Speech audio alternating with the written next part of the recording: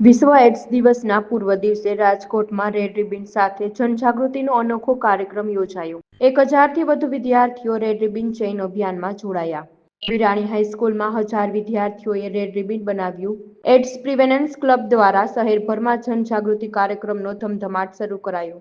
Harendrasinh Dodiya, principal, Virani high school.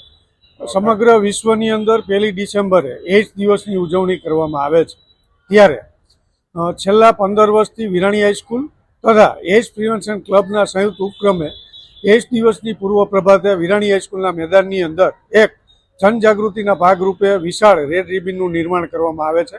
આજે પણ વિરાણી હાઈસ્કૂલના ધોરણ 9 થી 12ના 1000 કરતાં પણ વધારે વિદ્યાર્થીઓ અને શિક્ષકોએ વિરાણી હાઈસ્કૂલના મેદાનમાં વિશાળ રેડ રિબનનું નિર્માણ કરી અને જનજાગૃતિનો સંદેશો ફેલાવ્યો હતો।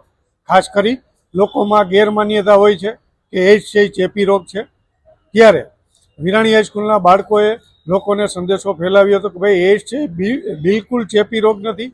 સાથે બેસવાથી, એક બેન્ચ ઉપર સાથે બેસીને ભણવાથી, સાથે નાસ્તો કરવાથી, સાથે જમવાથી કે સાથે રમવાથી એડ્સ થતો નથી।